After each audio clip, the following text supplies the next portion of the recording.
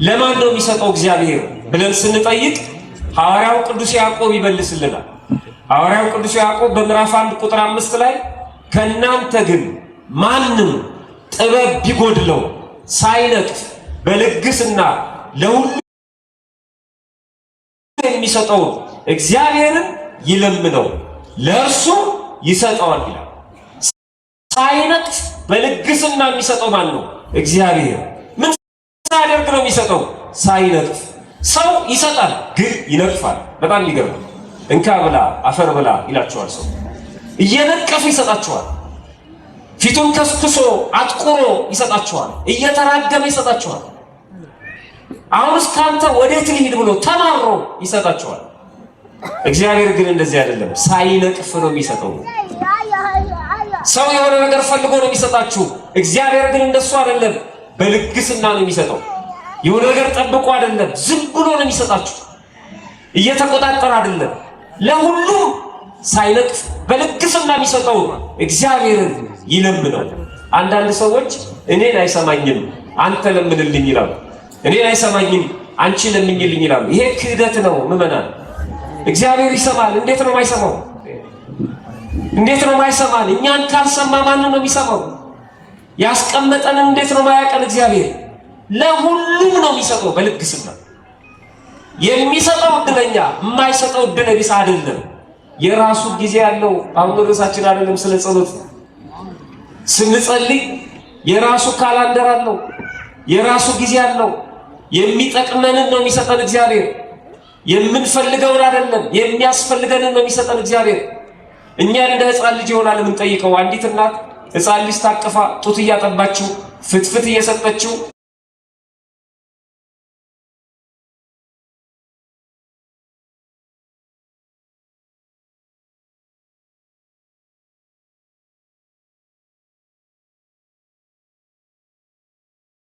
እሳት እየተቀጣጠለ ወይም እየነደደ ቢያይ ፍትፍቱንና ጡቷን ትቶ እሳቱን ካላያቅም እንዲጫወትበት ነው የሚፈልገው። የእናቱን ጡት የሚጠቅመውን ትቶ እሳቱን ካላስኩ ይላል። እናቱ ግን ይቃጠልና ይረፈው ብላ እሳቱን አትሰጠው። እናቱ ታውቃለች እንደሚያቃጥለው፣ በጭራሽ አትሰጠውም፣ ትከለክለዋለች።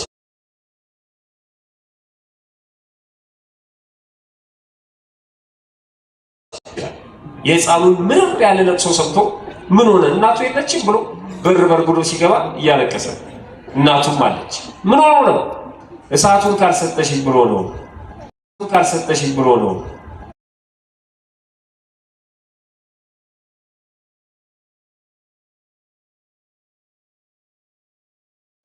ምን ይላል ጎረቤት? ስጪውና እናትም ታውቃለች፣ ሕፃኑ ግን አይደል። ይኸውላችሁ እንደ እናት ሥላሴ፣ እንደ ጎረቤት ቅዱሳን እመቤታችንን ጨምሮ እንደ ሕፃን የምናስቸግረው እኛ፣ ፍትፍቱና ወተቱ የሚያስፈልገን የሚያምርብን፣ እሳቱ ደግሞ የምንፈልገው ግን የማያምርብን። አምጣ አይሰጠንም፣ እንዳንጠፋበት አይሰጠንም። ቅዱሳንም ለምንድነው ማታማሉኝ? ተክለ ሃይማኖት ለምንድነው ኪዳነ ምሕረት ማትነግሪልን ብንልም እሳቱን ስጠው ጌታዬ በጣም አስቸግሮኛል ስጠውና ይቃጠል አትልም። እመቤታችን ልታባብለን ትችላለች፣ ተጨማሪ ይሆናል። ግን ያ ሕፃን ካደገ በኋላ እሳቱ እንደፈለገ ይጫወትበታል። ደክሞኛል እስኪ እሳቱን አቀጣጤና ቡና ፊልኝ እንላታለን። ድሮ ታለቅስ የነበረችው ሕፃን ልጅ ማለት አሁን እሳቱን መቆጣጠር ስለምትችል ማለት የሚያውቀው እግዚአብሔር ነው። ስንደርስበት ይሰጠናል። ስለነፈገን ግን አይደለም፣ ስለከለከለን አይደለም። በእውነት ነው የምነግራችሁ። ጠይቃችኋት እመቤታችን የምትከለክላችሁ ምንም የለም። ዛሬ ግን ላይሆን ይችላል። ዛሬ ስላልሰጠችን ከልክላናለች ማለት አይደለም። በጭራሽ ጊዜ አለው። ወይ ደግሞ የማይጠቅመን ሊሆን ይችላል። እስከነም ጭራሹም ላይሰጠን ይችላል። ሳናማርር ግን በልግስና ሳይነቅፍ ለሁሉ የሚሰጠውን እግዚአብሔርን ይለምነው። እግዚአብሔር ለሁሉም የሚሰጠው። በዚህ ትምህርት ስለ እድል ይህን ያህል ከተመለከትን ህይወት እድል ነው ወይስ ምርጫ ነው? በዓለም ላይ ሁለት አመለካከት ስላለ እናንተ የምትኖሩት ኑሮ አሁን የግል ኑሯችሁ ያገባ ያላገባ፣ የወለደም ያልወለደም፣ ነጋዴ፣ ወታደር፣ ተማሪ፣ የቢሮ ሰራተኛ፣ ባለስልጣን፣ ተራ ህይወታችሁ የግል ህይወታችሁ ይሄ ኑሯችሁ ምርጫችሁ ነው ወይስ እድላችሁ ነው? ወደ ውስጣችሁ እንድታስገቡት ነው እንድትመልሱልኝ አይደል? እድላችሁ ነው እንዲህ ሆናችሁ የምትኖሩት እድላችሁ ነው ወይስ ምርጫችሁ ነው? አንዳንድ ሰው እድሉ ነው የተጣፈለት ነው ከዚህ አያልፍ ይላል። እንዲሁ ነው። ለሌላው ደግሞ እድሉ ስላልሆነ ነው ይላል። ህይወት እድል ነው ምርጫ ነው? ከባድ ጥያቄ። ዓለማውያኑ የሚሉትና በክርስትና ያለው እኩል አይደል? ህይወት በክርስትና እድል አይደለም ምርጫ ነው። አንተ እንዲሆነ እንድትኖር ስለመረጥከው ነው። እግዚአብሔር ያውቀዋል ግን ወስኖብህ አይደለም። እድልማ ከሆነ የተወሰነ ነው። ኢንጂነሩ ኢንጂነሩ ነው፣ ዶክተሩ ዶክተሩ ነው፣ ነጋዴው ነጋዴ እንዲሆን እግዚአብሔር ወስኖበታል ማለት ነው አይደል? ተወስኖብህ አይደለም። ምርጫችን ነው። ይሄ ያውቅ ነበር እግዚአብሔር። አዎ ጭኖብን ግን አይደለም። እኔ እድሌ አመዳፋሽ ስለሆነ ነው የኔ እድል ስለሆነ ነው የሚሰዋል አይደለም። ደስ ዋለ የመጣንበት ምርጫ ነው። የኛ ፍላጎት ነው ኢንተረስት የምንለው ማለት ነው። ያለ ፍላጎታችን ምንም ሊጭንብን አይችልም እግዚአብሔር በጭራሽ። ይሄ ነው። ከዚህ አንፃር እድል እጣ ፈንታ የ40 ቀን እድል የሚለውን አስተምሮ ቤተክርስቲያናችን ምንድን ነው የምትለው? የ40 ቀን እድል ይባላል። የ40 ቀን እድሉ ነው ሰውየው። ከዚህ ማንም ሰው ሊያስወግደው አይችልም። የ40 ቀን እድልም ተሰርቆብኛል የሚለው ጉድ እኮ ነው። በየጸሎቱ ቤት ምን ሰው ማለት በግል እናጠምቃለን የሚሉ ሰዎች የሚፈርሙት እንትና ሰው እንዲከተላቸው እኛ የ40 ቀን እድላችሁን እናስመልሳለን የሚሉ የት ያውቀዋል? እሱ የኔን የ40 ቀን እድል የት ያውቀዋል? ራሳችን አናውቀው።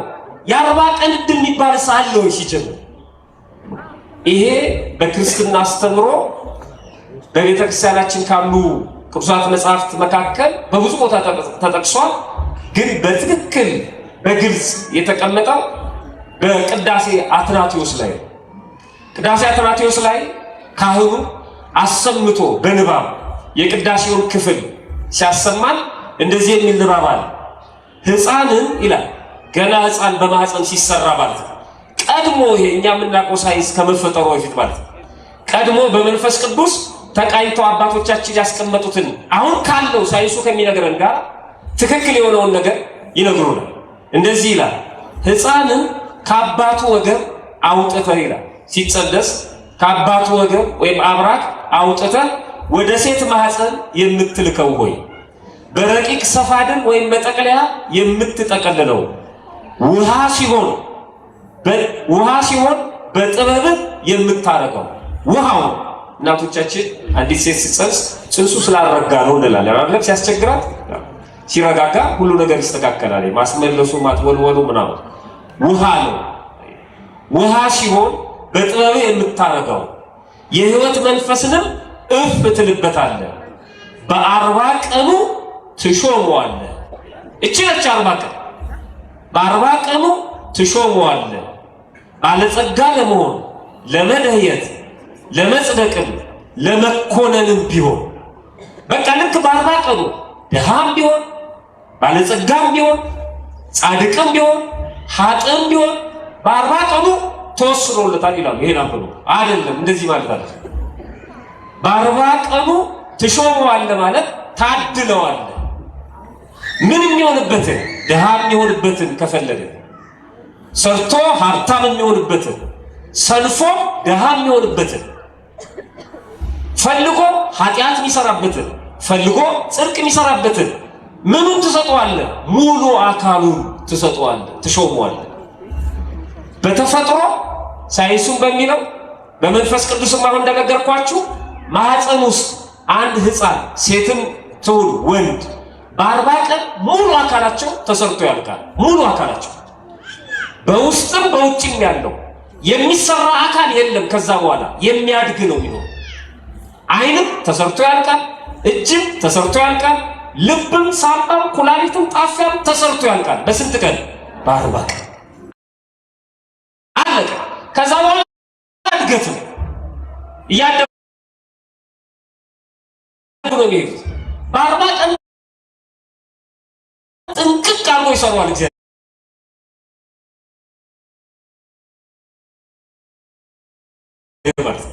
ጥንቅቅ አድርጎ ይሰሯል እግዚአብሔር ማለት እንቅቅ አድርጎ ይሰራዋል እግዚአብሔር ማለት። ይሄንን ሰጠው ምንም ይሁን እንቅቅ አድርጎ ይሰራዋል እግዚአብሔር ማለት። ይሄንን ሰጠው ምንም ይሁን እንቅቅ አድርጎ ይሰራዋል እግዚአብሔር ማለት። ይሄንን ሰጠው ምንም ይሁን ነገር የጽድቅ ስራ ሙሉ አካል እንጂ ሌላ እድል አይደለም። ባለጸጋ መሆን ምናምን አይደለም። የአርባ ቀን ድል የተባለው በአርባ ቀኑ ሰጠው ምኑ ሙሉ አካሉ። ሰው ኃጢአት የሚሰራው በ40 ቀን በተሰጠው እጁ። ሰው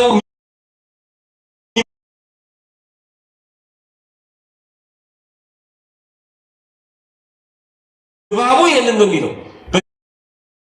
በጥበብ የምታረጋው ውሃ ሲሆን የህይወት መንፈስ ትፈትንበታለህ፣ በ40 ቀኑ ታድለዋለህ።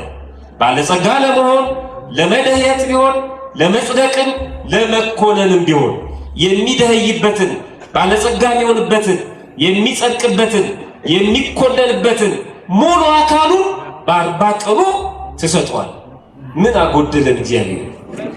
የቱ ነው የ40 ቀን ድላችን የተወሰደብን? የቱን ነው የምናስመልሰው? አይናችን ተወስዷል፣ እጃችን ተወስዷል፣ እግራችን ተወስዷል፣ ክርስትናችን ተወስዷል። የለም የሚወሰድ እድል የለም። እድል ይሄ ነው። በክርስትና እድል ማለት ይሄ ነው። ክርስትና እየጨረስኩ ነው። ክርስትና ሲሰጥ እድል ነው፣ ስጦታ ነው። ሲሰጥ እድል ነው። መቼ ነው ክርስትና የተሰጠን? ክርስቶስ ወደዚህ ምድር ሲመጣ ሰው ሲሆን። መቼ ነው ጥምቀት የተሰጠን? ሲጠመቅ። ከዛ የት ነው የተቀመጠው? እዚህ። ስጋው መቼ ነው የተሰጠን? ሲሰቀል። ስጋው ተቆርሷል፣ ደሙ ተፈትቷል።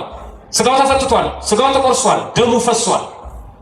የልጅነት ጥምቀትም እዚህ ነው። ሰጥቶን ጨርሷል። እዚህ መጥቶ መውሰድ ነው። ክርስትና ሲሰጥ እድል ነው። ለሁሉም የተሰጠው ክርስትና። በሁለተኛ ደረጃ ስንቀበለው ግን ምርጫ ነው። ሲሰጥ እድል ነው፣ ስንቀበለው ምርጫ ነው። የተቀበልነው በምርጫችን እድል ሆኖ ተሰጥቶናል። ከሌላ ተለይተን አይደለም እኛ የተሰጠን፣ ለሁሉም ነው የተሰጠው። ግን ደግሞ በምርጫችን ተቀብለነዋል ማለት ነው። ለዚህ ነው ንባቡ ምንድነው የሚለው? ማርያምም መልካሙን እድል መርጣለች። ልባው መልካሙን እድል ምን አድርጋለች? መርጣለች። የእሷ ፈቃድ አለበት። መልካም እድል ተሰጥቷታል አይደለም ያለው? እድሉማ ለሁሉም ነው የተሰጠው። እሷ ግን መረጠች። እዚህ መጥቶ መማር ለሁሉም ነው የተሰጠው። እናንተ ግን መረጣችሁ።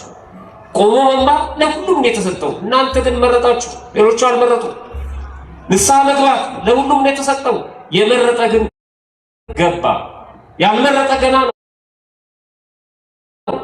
መቁረብ ለሁሉም ነው የተሰጠው። የመረጠ የፈቀደ ግን ይቆርባል። ያልፈቀደ ፈቃዱን ያልተቀላቀለ ደግሞ ይጠብቃል።